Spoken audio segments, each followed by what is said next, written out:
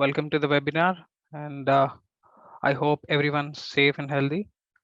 So let me start the webinar.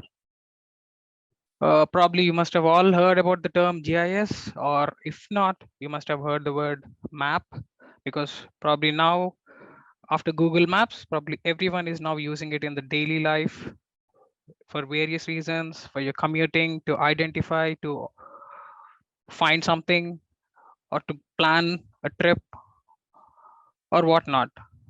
Apart from staying in your home, the moment you want to go out in some or the other way, you are all dependent on using maps for your daily activity and also for commercial and business works. So what is GIS? So where did it all start? So yeah, maybe we'll have to go back into the history and just try to understand, okay, when did it all start? What did our ancestors do? Okay. So today we are going to see cover these all points. A quick introduction about the history and how GIS has come into prominence. What is GIS? The basics of GIS, the applications of GIS, 2 or 3 case studies, evolution on the field, finally career path and job opportunities. Okay, so going back to the history, if you see onto the left, we have a tabloid which was made in 600 BC. So back then, this was one of the relics which was identified that this is how they have communicated about mapping, or in order to understand various places they want to go, or in order to convey an information. So moving into the Ptolemy, that is around 150 AD. Okay, and slowly coming into the Middle Ages, you will have more of the Islamic influence in the map making, where they have introduced a lot of art and motif culture into the mapping. Okay, and finally, when you're moving into the Renaissance period, that is around 1850 AD, where most of the this is an example map given of Australia, but by then most of mapping has been into uh, most for the travel, mostly for the ship movements. And finally, in the modern era, 2000 AD, you can now probably you'll have a lot of vast growth in mapping, which has gone into around more than 1,000 or 1,500 applications. So, so we have it in our history that map was part of us. Now coming to exactly what and where GIS has come up into this. So map is only your end product where you will be using it to maybe to find a solution or plan something for you. But the process of building it and how you make it, that is where is GIS. Maybe earlier they used to draw maps on just a canvas, probably then onto a paper. And now you have a system. Now you have lots of data and you have multiple applications or requirements and a lot of problems to deal with.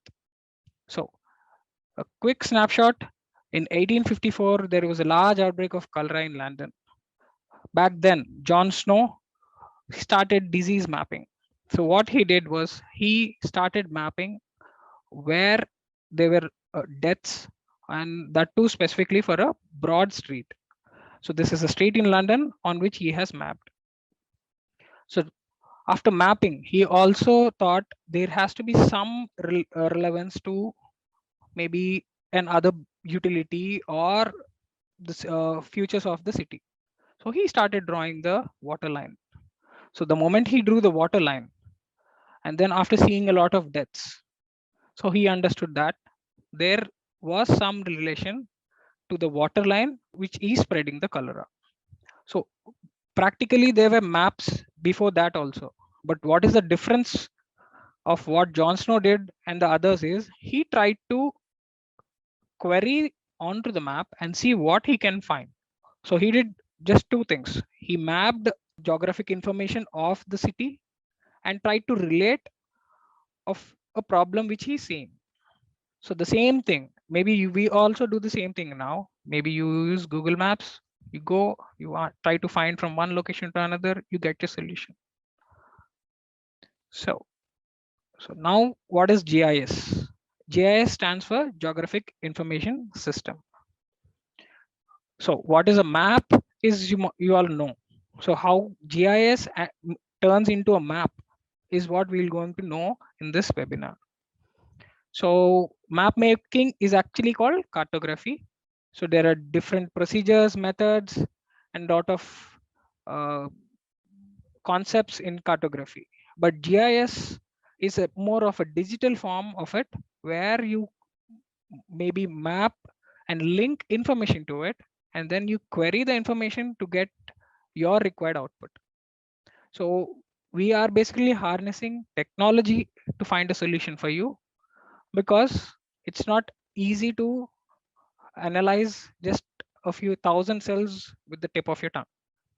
So you are ultimately now dependent on technology. So there has to be some software on which we'll be doing the whole mapping and the analysis and the outputs. So the next other thing in GIS is location. You are virtually building a whole world within a known environment of GIS.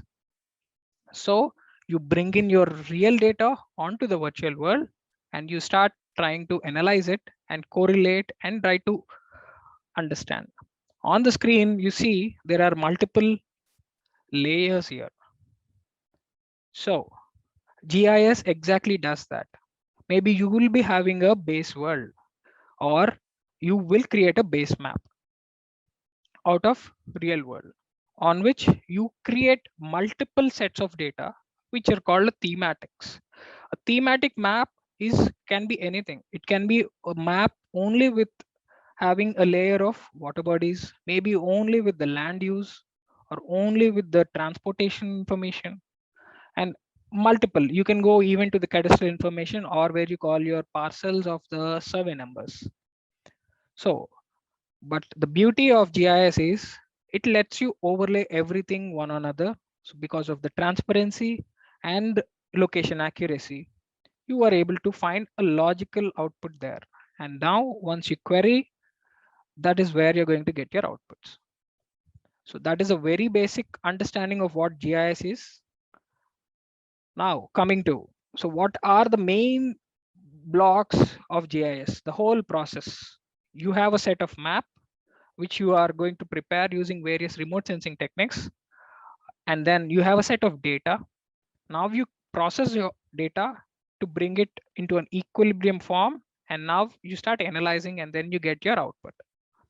So this is an overall snapshot, how much ever technology you use, but this is the basic functional flow of GIS. So we are now dependent on maps and data. So ultimately data is what enhances your map. All right. So the main building blocks of GIS: spatial data and non-spatial data. Spatial data is any maybe a line, a polygon, or a point. These are the three basic forms of GIS. A point information would be any specific point, maybe a restaurant, maybe a gas station. Okay, line information would be like streets, highways, and then polygon would be your buildings, your land parcels. So when you start, so you can define anything in the world using these three building blocks of GIS. So now coming to the data. So you have two different types of data. Okay, maybe every picture you click with your phone, when you see it, when you zoom it, now we are saying in talking in terms of megapixels. So when a data is in a pixel format, it has to be understood that it is called raster data. Raster data stores all your data in various different cells, and each cell is allocated a value between 0 and 256. Based on this bit data, you will be able to see a different color forms, and then ultimately if you're zooming out and the more coarser resolution, there you will be able to see a lot of a clarity image. So now coming to a vector data. So vector data is the same data of like an entity where is stored in the form of an x and y. Suppose the street starts from here and it reaches to another end of a 1 kilometer. If you're drawing a straight line, so it stores the value in the form of an x. X starts at a so and so coordinates, y star and ends at a so and so coordinates. So you are building your basic data, that is the point, polygon, or a line. All of these are actually vector data. Raster data here is generally we get the data through a remote sensing technique. Now, many of you might be confused. Is remote sensing and GIS, it's all synonymous? To an extent, yes. Most of the community all feel that, yes, remote sensing is actually GIS. But remote sensing is one of the source giver for GIS. You get all your data using remote sensing. Without remote sensing, you may not get your GIS data as you see today. So what is remote sensing? I'll try not to go into remote sensing because it's a very deep, vast subject.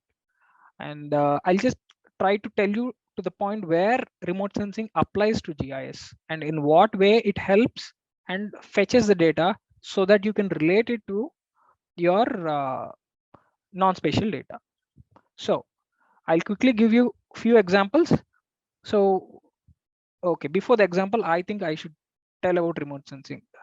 Remote sensing is anything which you get, any information which you get remotely. Like suppose you're seeing a distant object. Your eye is a remote sensing organ. So similarly, we send satellites and we capture data, and the satellite data is actually called remote sense data. Now there is 4 different resolutions in this, in which where majority of importance is of the spatial resolution. Spatial resolution is the accuracy or the pixel length which gives you more accurate data. For example, if you must have all used in the Google Maps and feature called satellite, or you have come across Google Earth. So the data which you are seeing is basically various data, vast data sets of satellite imagery. So they are stitched together, and as you keep zooming, you keep getting to see more uh, clear data, more accurate data. What's the science behind that? So as you keep loading, it keeps on refreshing with a much better spatial resolution data. So to the point, if someone says the spatial resolution of a satellite data is 30 centimeters, that means 30 by 30 centimeters, which forms a square on the ground, would be 1 pixel in on the map. So now you can assume at what level our satellites are capable of. So the moment you capture that accurate data and the moment you get onto your systems, now you use your eye, which will be a visual interpreter and which you process and build your vector data. So from raster data, you build your vector data. This probably most of the current scenarios this is the major workflow. Or else suppose you already have an existing data set, or else let's say, okay, you have a map of last 25 years. Survey of India prepares these maps. So now you want to get the same information onto the GIS system. So what do? You scan it. Like you just scan the map, you get it onto GIS, and now you start drawing on it. So ultimately, you are generating your data from a raster data set and you're converting into vector data set. So what is the advantage of converting from raster to vector? The main advantage is raster data sets are very heavy in nature. If you can see, maybe nowadays, if you're taking a good photograph using your phone camera, the size of the picture might go even to 8 MB. Now imagine if you're taking a, a picture from a satellite. So maybe a 17 by 17 kilometer on ground would be around of a size of 1.5 GB. Now, to process the data set, the raster data stores in a cell format is what I told. So to query and to get your output, it consumes a lot of physical resources. So for that reason, we turn it into a vector data, which will be very light. The same map, suppose a topo sheet, if you're drawing and if you're trying to digitize and bring it into a vector format, maybe the topo sheet size is around 60 MB. But if you start vectorizing it, you get all the data into less than an MB. So onto this, if you add your non-spatial data, or another, in other terms, in GIS, we usually call it attribute data. So what is non-spatial data is any information related to that specific point, line, or a polygon, which you have already captured through various sources. Maybe you have a list of data, maybe you have a big database of information. The moment you link this table to the vector data, it starts, you can query on it and you can get more information out of it. I think now is the time I show you with an example. Okay, so here in this table, we're able to see 4 different locations. So everyone knows these capital names, right? So on to the right of it, we have a latitude and longitude. All right. Now, why is accuracy important? Because if you mark something on a map and tell that this is Trivandrum, and now if you also mark another point, this is Mumbai, and you know that they are not next to each other. So you also need to know that they are quite far apart, and there has to be some accuracy and pinpointing. Because if you start querying and if you don't reach to the destination, you obviously know that there is something wrong in the system. So in order to reach to your destination or get your solution, accuracy is a key part of GIS. So that is where location is important. So when quickly referring back to the Google Maps, you turn on your location. Reason being, you are providing the application with your current location and where you are, and it will compare with a fixed reference system of where an other entity is already mapped to. This accuracy is now in, you have a coordinate reference system, or you call here is latitude and longitude. I think that I'll try to stick to only latitude and longitude because there are various number of reference systems and different concepts in it. So now you see here the number of digits you have here. It's not easy to just understand that, right? So, but it really makes sense now if you mark all the 4 points onto a map. So what did I do? I turned the non-spatial data, or which is in the attribute, a table, onto a map. So this is the linkage of a spatial data and a non-spatial data. It actually, now it's very easy for you to tell, right? Okay, Trivandrum is far from Mumbai and Delhi is much more far from Trivandrum. So you couldn't do this kind of an interpretation just from seeing a table. So that is the advantage of a linking of a non-spatial data to a spatial data. Okay, now let's make it little more tough. You keep adding more information to it. Let's take a very basic example of the weather. You have different climate, all the 4 places have different climatic conditions. And imagine now you have a full data set for the whole India. And now suppose it becomes, suppose you bring it all onto an Excel and you say on a particular day, what would be the temperature variation all across India. It is impossible to go through the Excel and identify, because maybe you will be, maybe you'll be a supercomputer in your mind, but that's not easy, right? So now you harness GIS, you map, link all the attribute data, link the temperature data to different locations. So you have a map. So okay, this tells you that okay, there's a hotspot, okay, above near Orissa and Gujarat, and it's very cool near Karnataka, little hot again in Goa. So I am able to just interpret this only by seeing a map. And now assume, now you want to give something which is in a 4-dimension. That is, you add time to it. And then if you see it, maybe you can just understand that, okay, there are different wind patterns on this. And the whole same thing, if you're seeing on an Excel, you may not make sense. But the same thing, if you're seeing on a map, okay, you know, where is the depression, what's the pattern of the wind flow. So that is what GIS does. It lets you interpret, analyze your data, interpret, and make a more sensible output where you can visually interpret and understand the outcome. Why I'm saying visually interpret is you may also see a lot of Excel tables, but you're not able to make out any information through it. But if you see a map, you're able to talk. So it is conveying a lot of information, you are interpreting it, and you are able to talk.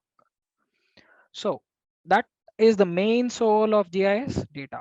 So there are two other things. Since we are now dependent on technology, you have hardware and a software. So hardware is like a system where you have a CPU, you have internet, and you have a good monitor. Monitor plays a crucial role in GIS because you you are required to see the data already when you are creating at a much better resolution so that you can accurately mark it. And there are multiple softwares in this. So very well known proprietary software is ArcGIS. Now on to the open source, which is a contender for ArcGIS is Quantum GIS. And you have few GIS and remote sensing softwares. Frankly, now remote sensing is made part of the GIS, and that is where you have Erida's Imagine and MicroStation. Erida's Imagine was earlier a purely remote sensing software. They are capable to handle huge satellite data sets and still work swiftly, which was not a case in most of the other softwares, but now everyone has picked up, and there's now more attention actually to GIS sector because it has seen that much of development. All right, we'll check back onto the evolution of GIS in the later slides. Now, the next important point is location, as I said about it. So what is location? How do you define it?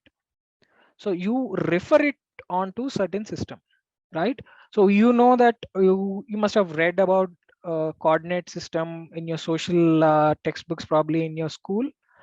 So coordinate system, you have a latitude, you have a longitude, right? So now let's come to the bigger picture of how you acquire that information, right? And how you relate it on to a virtual system so that it is accurate in the virtual system and relating to exactly what is in the real world. As I said, Delhi. Delhi has a specific coordinates, right? So we have identified using various mathematical processes. So now, how do you link it onto a virtual system wherein you plan and your application is built on it such that maybe your output has to reach your target location. So I am telling, I think I'll quickly give you an example of here is a military application where you have maybe you must have watched in most of the movies. They just launch a missile from one country and it has to reach to another country. So how does it do? So you need to have a specific reference system which is accurate enough, and it should not compromise, because the moment it compromises, your your satellite might not reach your enemy but may actually land at your own home country. So that is the power of location. So coming to coordinate reference system in GIS, you have main three different concepts. Again, this is a vast subject. This has been, there are different forums, different research is done onto various projection systems, spheroids, and datums. And every country, every organization have their own different projection systems, so that It suits to their local scenarios. So what is datum? Let me just quickly tell you about datum. So you have our Earth. Earth, is not like, it's not flat, right? And it's also not even. Earth is an uneven body. Okay. So now, and there are various heights to it. So datum is nothing but a foundation or a reference system on which you put on your coordinates. So the coordinate system takes a help of a reference system to relate it with the natural and to the virtual. So there forms your geoid. Geoid is nothing but the formation of trying to map the surface of Earth, frankly. So how do you do it? We have taken the MSL, that is mean sea level. So your mean sea level is considered as a zero height. So there are different heights. Based on this relevance, you create your heights. So once you start collecting your mean sea level and add RL to it, then you get your geoid. So you take your datum, that is your reference system, onto the reference system, you add to your coordinate system to it. So you are uh, linked, dependent on a virtual environment, building a virtual system, and you are telling that this point is this point on ground. So once you map it, you've brought all your information into a virtual system. Now, how there are, maybe you will have a challenge of measuring things, since it is not 1 meter. If maybe if you're measuring on ground, it may not be accurate on a geoid, right? It's understood, because you're taking a reference system of a mean sea level that is so many kilometers apart. Maybe if you are in Delhi, so it may not actually match.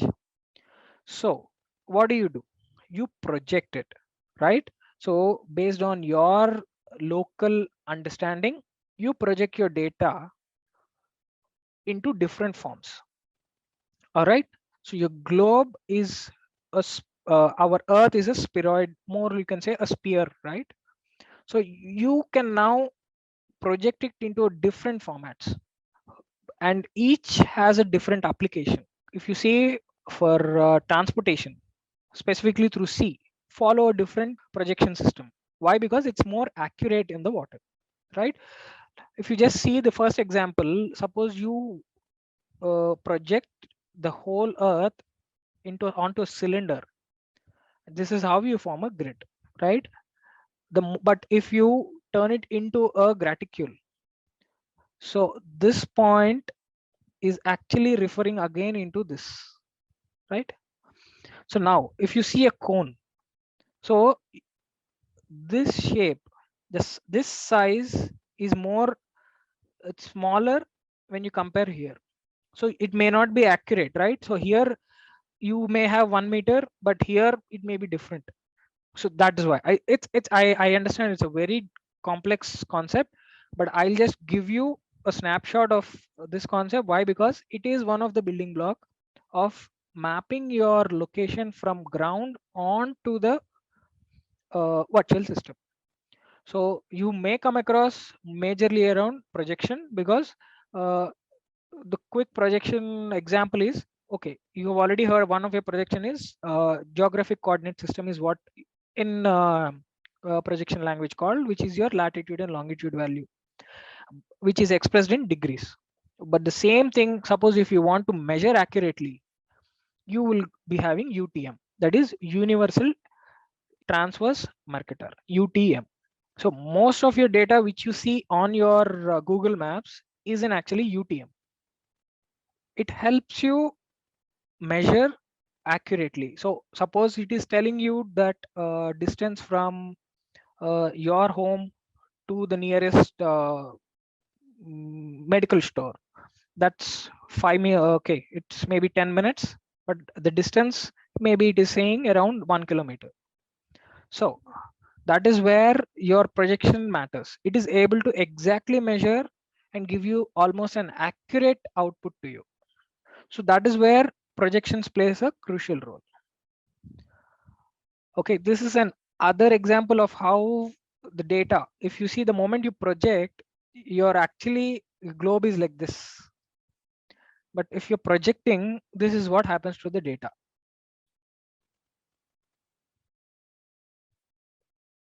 From here, if you project, it turns here. So you see, as I just said, UTM.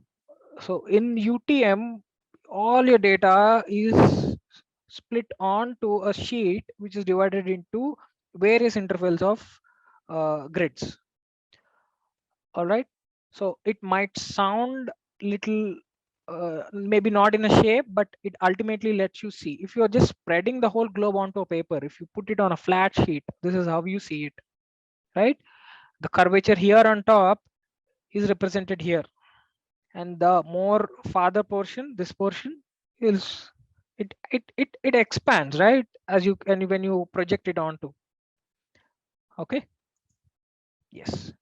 Now you have learned about the basics. You've understood the building blocks, the process, the main points on how you get your data, different remote sensing tools, objects. So you have your data. Ultimately, now you're coming to the next point, your applications. So by now I must have already taken few of your examples, but what you're seeing on screen is just more like a maybe few examples I have written here. GIS is actually into every activity of what we do. In fact, you can apply it, right? So maybe if you are applying your AutoCAD to designing a building, GIS you do it for 100 other, maybe no, even I think 1,000 plus applications on the real world. So I think I'll just run through some of the topic application names and give you few examples. Just read out, that's it. Okay. So education, how can you apply GIS in education, right? Government of India has actually mapped various schools across India, right? They brought it all into a single platform in GIS, showing different schools, different infrastructure available in that, and they are able to understand the gap of it. And also this information, if you see it in a different angle, you can actually check what is the nearest school to you, right? You can see where your nearest colleges are, right? That same information is a different application for you. It's a solution for you, maybe a different solution for another one. So coming to health, you must have by now already seen how COVID is spreading across, and you must have seen definitely the map, right? A global map. So from health point of view, yes, even John Snow, who actually started in 1856, he did it for health purpose only. So insurance, there are a lot of floods, a lot of natural calamities. So it helps insurance organizations to understand where, how much property, what is the loss to the property, and they can query it and they can actually calculate the liability they are in, and various other more deep applications to it. In manufacturing, okay, this is again a quite different field. Maybe yes, it lets you know a raw material is at a certain location and you need to transport it here, and then is it really worth it to get the material onto your manufacturing location? Okay. And to construction, yes, nowadays most of the government is also even applying GIS based application into construction. Maybe for a highway, you source different data using drone, you get the data and you process it, and it tells you the amount of construction activity, the momentum it has taken in terms of work done, right? And in real estate, it lets you query different types of properties, assets. Maybe lets you choose between what is your proximity to, are you close to a bus station, is it too far, or is it is there there are no industries nearby.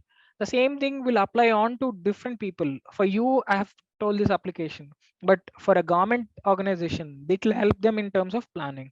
Okay, they're planning, suppose an industrial estate, they're able to understand, okay, there is no water body nearby. Okay, I am around 500 meters from a settlement. Okay, then I'll not be having a problem in setting up an industrial estate here. So coming to the retail, so maybe all your shopping malls, everyone, what they do is, okay, just take example of lifestyle. They map all across India locations, and they are able to see which store is making money, which store is not, and it lets them understand how much they need to focus on that specific store, or how what is the fault in it. Is it not close to a residential area, or is it very out? It's put on the outskirts. So as you see, different requirements makes you look at the data in a different way. Same data we would see, okay, what is your nearest mall, okay, how would I travel there, is there a cinema hall there, or is a specific store of your interest is there or not. Coming to public safety, yeah, we have seen a lot of maybe you can, if you are in an emergency, if you send your information, it will let you track you, come to you. And the same way, Google Maps has integrated now public safety into it. Suppose there is a road spill, some oil spill somewhere on a road, so you get that update there, right? So GIS has all of these. It's frankly saying all of these can be put into GIS in one system, and you can actually query and understand the interrelation between each of these. GIS is like a subject which is interdisciplinary. It's not like it is only limited to a specific sector. It has its branches everywhere, anything you want. Okay, you want to, okay, maybe I'll continue. I think in between I'll keep on linking one application sector to the other application. Okay, sustainability, it lets you understand, okay, how much is the forest cover this time. Okay, is there any business which is cutting down more trees a specific area. I think you must have already heard some news, breaking news, that okay, there is a lot of forest fire in a specific area, or it might have been, what might be the cause for it. All right, so you are able to identify the cause, and then see, okay, if there is more maybe a more, if you're chopping down more trees, you're able to understand, okay, this is the implication on the biodiversity, that is where the whole ecosystem is getting damaged. See the repercussions of it. So it helps you understand that. I'll also give you a case study on on this point, which is again linked to natural resources here. So natural resources, yes, suppose if you see Forest Survey of India, right, every 5 years they release a census of what is the forest cover in India. All right, so how are they able to do it? They use GIS, they use satellite data, they process it using different techniques and the concepts, and they come out with the statistics and tell you. All right, if you're seeing the last 20 years data, you're able to know that, okay, maybe your the city or the town or place where you're living had much more forest or green areas, but now no, it's more into more uh, expansion. That it lets you visualize that, and also at the same time query it. All right, coming to telecommunications, planning different network towers, planning the complete what do you call it, your fiber network. It goes even to the level of an So accuracy you will be requiring in terms of telecommunication, because you are, suppose you're going for a trench, and then you need to know where it is, on which side of the road it is, and how do you get back in order to uh, come to the maintenance of it. All right, so coming to water, this is a vast subject. You can map all the water bodies and with the time frame. Suppose maybe your town may be having a small lake, maybe it is seasonal, right? It might may not have water all through the year. So what happens, someone, suppose they try to occupy it. Okay, so you get back and check your historic data, you see that the HFL or the high flood level line of the pond is actually more, but someone has occupied it. So it lets you, maybe that's one of the example I'm telling you. The same application for water, if you want to do, suppose you're planning a dam, to construct a dam, so you will be taking the extent of the origin, and you will be generating the whole drainage data, which you will be using again dependent on the satellite data, where you will get the DEM data, which is digital elevation model. So from the DEMs, you create your flow slope values from which you will be understanding your path the water takes. So applying different tolerance levels, you will be able to get the actual drainage path the water takes. So it lets you maybe analyze more carefully that okay, this is the natural path which the water is going to take. So here if I create an obstruction and I construct a dam, it is going to be more helpful. And here maybe there may be more influx of water because of the sloping, so I probably have to construct a barrier so that there is no flooding onto the other side. So that is how water it's one of the example I'm giving for water. Now coming to government is actually, you can say, the first user of GIS, because they altogether they see and plan and do the governance onto the regional aspects. Like see a town, uh, every municipality has a GIS wing. It lets them understand, okay, where are my taxes coming from, who are the defaulters, okay, and how many houses are there. It helps them uh, understand their jurisdictions, different wards, different ward maps, how many houses are there, what is the population in it. And coming to utilities, you have maybe your sewerage lines, okay, your raw water lines, where are different what exactly they're going on underground, right? And it helps you understand and plan, are they intersecting with any other of the utilities. Like suppose you are having an over the ground a high tension cable, and suppose you have to go with a trench, and you maybe you will understand, okay, this is where the foundation of a specific pylon tower is, so I may not I cannot go into there right of way. So it's one of the examples I'm telling, and it also helps you plan a lot of utility lines.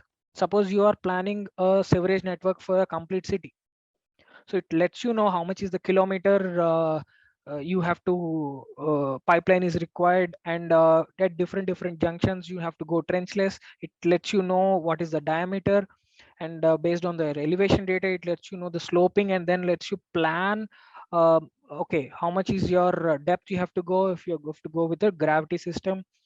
So it's again, each and every application of civil engineering has some relation to GIS in which you use it as a tool.